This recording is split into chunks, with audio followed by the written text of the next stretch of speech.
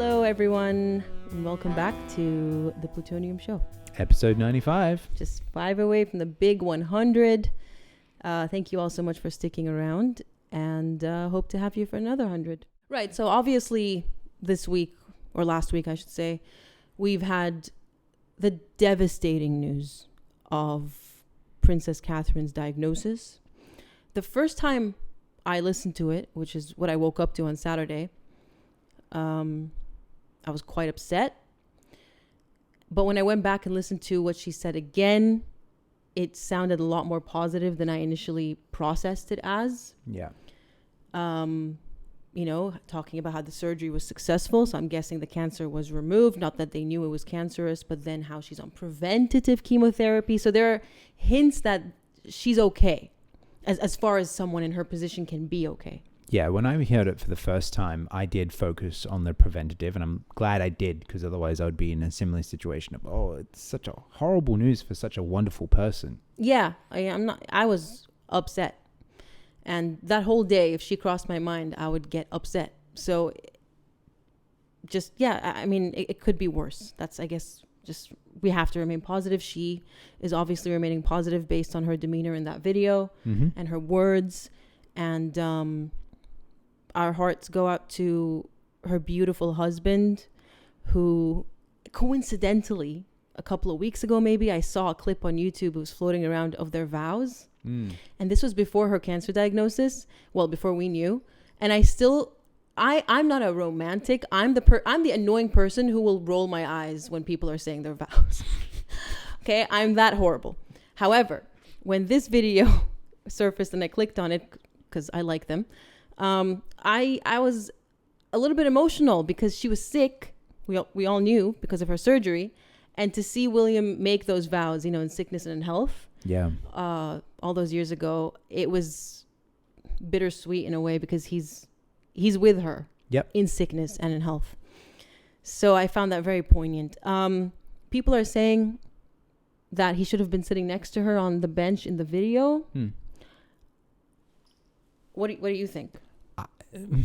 It's kind of a nitpick, isn't it? Because I think the fact that she came out and made a video is absolutely incredible, because it's probably the last thing she wants to do in this situation. But she still understands that her role as a royal is to be, I guess, an icon, for lack of a better word.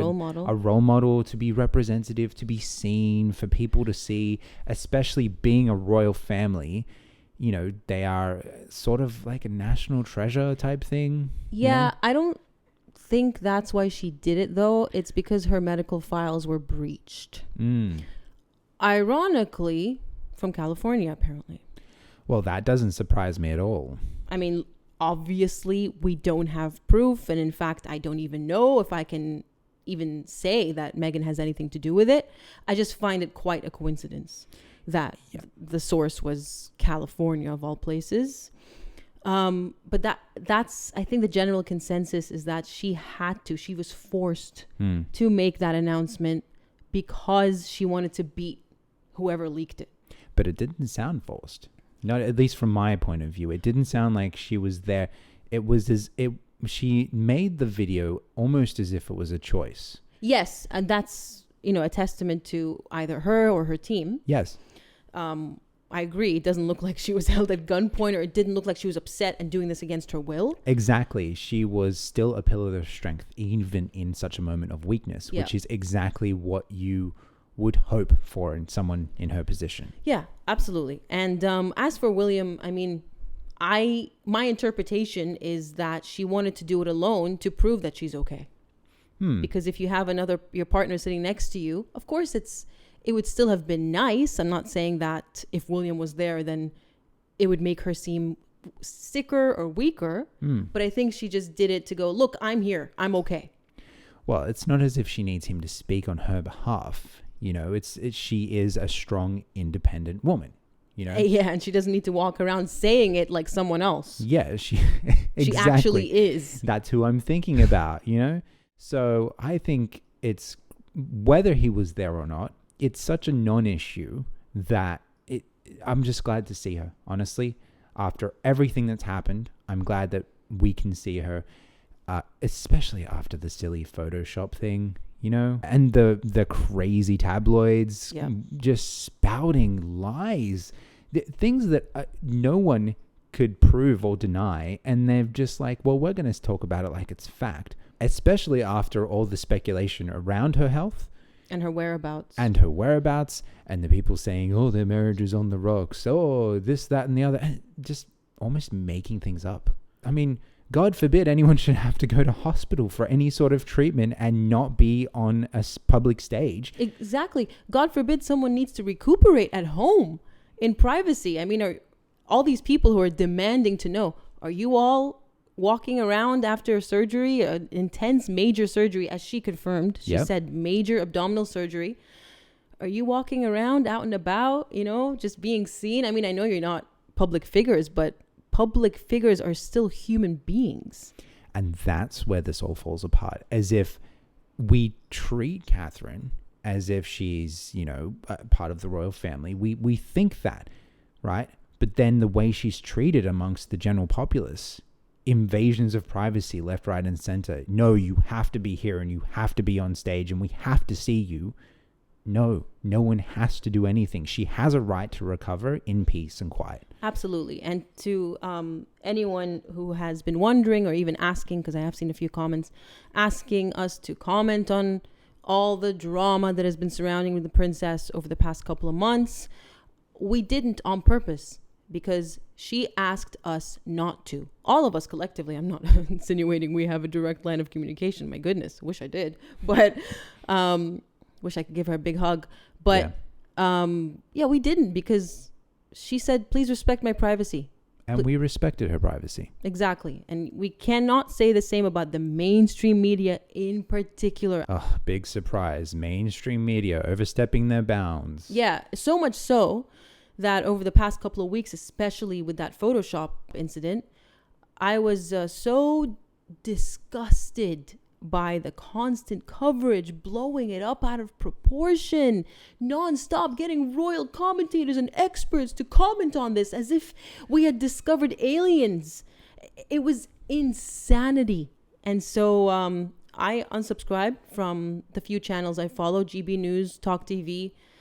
I used to rely on them on news, but I have a much better source now, so I just got rid of them. Yeah. It's just disgusting. If they want to talk about things in the royal realm, which I understand, every channel, every organization even has its niche. Yes. You know, we don't all have to be talking about a certain war going on. And yes, there are important things happening in the world. Mm-hmm. We get this comment. It's like, oh, there are bigger things happening. Okay, I understand that. There are other people talking about it. We can't all talk about the same thing.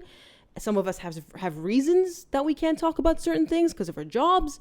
So we all have a niche. Yes. However, how about to these channels like the mainstream media, if you want to talk about royalty, talk about, I don't know, Prince Harry and Meghan Markle's whole African park scandal, which not only hasn't gone away and hasn't been dealt with, but new allegations have since surfaced from a different location other than the Congo. And they're just as bad, if not worse.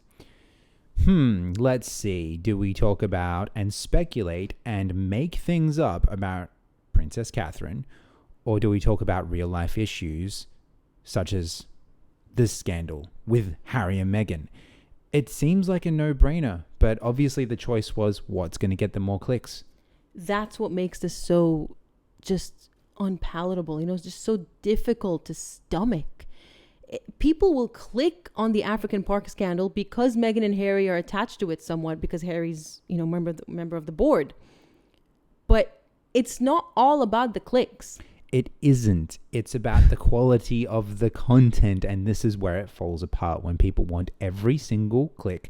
They want the quantity of people, but not necessarily the quality of content. And if they want to talk about the Photoshop thing once, if they want to jump, hop on the bandwagon, do it once or twice, not 50 times per day for 2 weeks straight.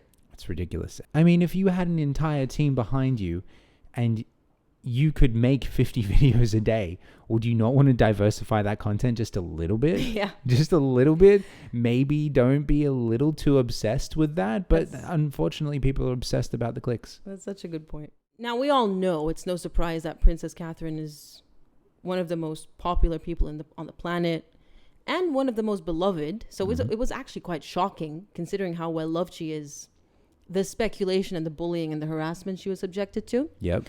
But with the news of her diagnosis, there has been an outpouring of support, statements from all over the world, from very important people, presidents, and some celebrities who took part in the heinous bullying actually retracted, like Blake Lively, Ryan Reynolds' wife, which, you think it's okay to bully and make fun of a person recovering from surgery, and only a person suffering from cancer is worthy of an apology and a retraction. Yeah, how about we just don't bully anyone? Anyone ever thought of that?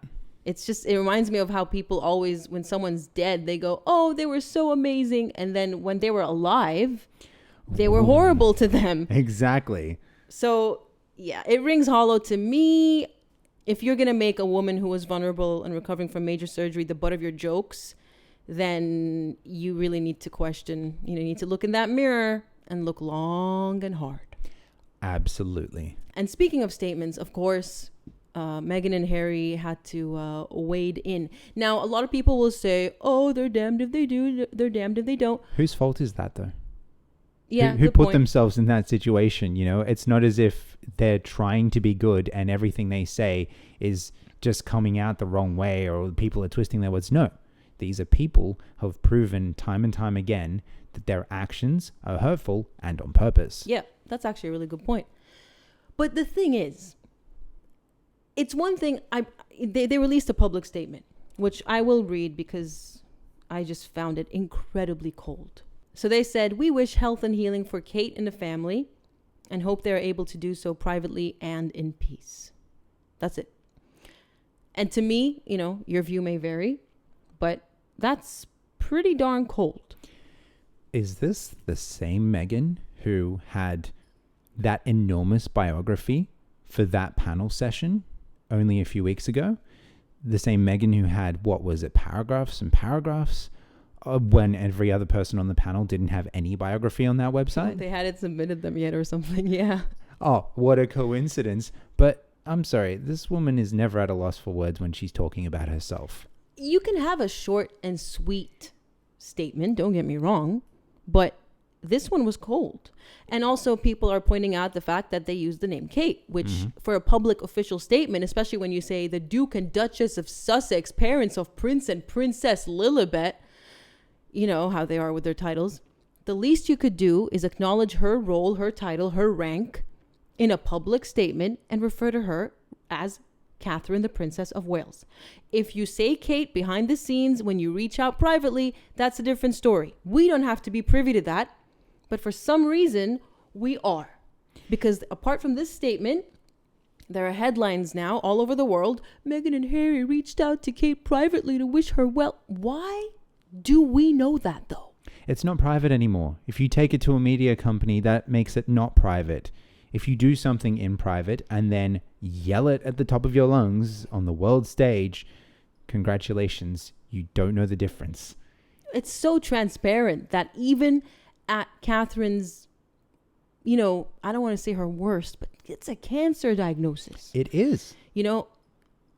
They still had to capitalize on that to put themselves out in the headlines. I mean, why else are they leaking it?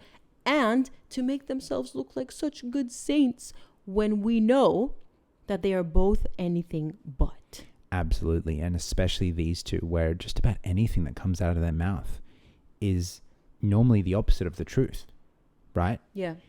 These are the sorts of people we're dealing with where you just can't trust anything they say. So them being sincere, it's the complete opposite.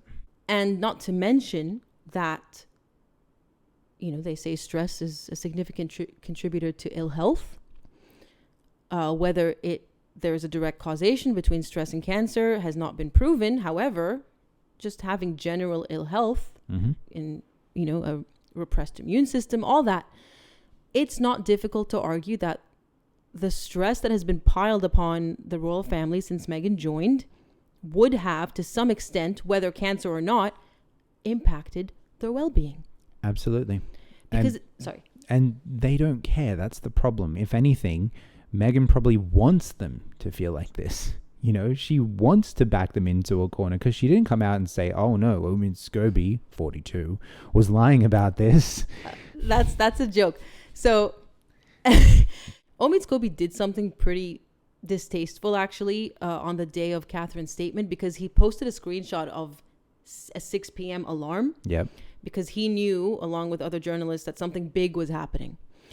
I don't know if he knew what was going to be said. If he did, of course, what he did was despicable. But I'm guessing he didn't know. If he knew, then Meghan and Harry would have known. It would have been leaked. Yeah, and they would have made a post at 5:45. Pretty much. Someone would have leaked it. So I don't think he knew. I think he was just saying, oh, guys, there's a big announcement coming up. You all know we have no love for Omid Scobie. I'm just trying to be fair. But what's funny is the article that announced that went Omid Scobie, 42, and he has lied about his age in the past. He has difficulties accepting his age and has tried to come off as younger. So Zach was like, from now on, every single time we mention Omid Scobie, we have to say his age. Yeah, exactly. So Omid Scobie, 42. That's his official name now. So yes, no, but I agree with you. If he knew, then it would have leaked somehow, because someone from Montecito probably would have done it. These are not the sorts of people that know how to keep secrets. No. What's also interesting, and it's linked to this leak, and the whole California thing, is Meghan and Harry actually were not told prior. Mm-hmm.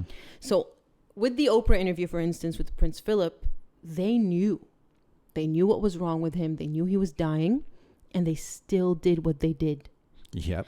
In this instance, they're claiming that we didn't know. We got blindsided, and we only found out when the rest of the world did. Which, why would anyone in their right mind tell you something like that about Katherine, a woman you have single-handedly targeted? Every single person in their life has that one person that you don't tell anything if you want to keep it a secret. That one loudmouth that's going to tell everyone and everything that will listen. And in this case, with the royal family, that's Harry and Meghan. Remember how when the king announced his diagnosis, it's crazy how many parallels are happening now between Katherine and the king. It's exactly the same. They both went in for what was meant to... Well, the king's procedure was just meant to be routine. Yep. Very easy. Katherine's was always a major surgery, but they both went in telling the world it was non-cancerous. Mm-hmm. And then they both ended up having cancer. It's just insane. And there's also Sarah Ferguson, the Duchess of York. Yep. Also has cancer. The Queen died of cancer. I suppose the only, if you can even call it positive, it's not. But to the people who think that the royal family are lizard people, at least now you know that they're human beings. Yes. Because I don't think lizard people who live thousands of years can get cancer. That's just me, but... Yeah. Anyways, what I was trying to say was when King Charles announced his diagnosis, Harry did the whole shebang. Oh, hop on a plane. My father, I love you. And I'm going to only to spend 12 minutes, which I think was because the king cut it short. But he offered his services. He offered the half in, half out. You guys look like you need a little bit of help. And, maybe that position is hairy shaped. Yeah. No, absolutely not. You had your chance for the first 30-ish years of your life to be a decent royal. Almost 40. Yeah. Almost 40 years. Exactly. And instead you squandered it and then left and then decided to defame everyone in your family. So, no, you don't get to come crawling back. I think... I don't mean to speak for the royal family, but I think that they would much prefer have no royal engagements until they had recovered than have Harry do it, of all people. Well, now he's doing it again. Apparently, reportedly, according to the media, which, especially now after everything, I do not trust. But apparently he's offered his services again. Oh, Catherine's sick. Looks like she's going to be out of the picture for a while, and as will William to support her. So how about me? And the palace said exactly what they said when he offered it the last time. No thanks. Nope, not happening. And I totally support that decision. In my opinion, Harry shouldn't be able to step foot anywhere near that palace after everything he said.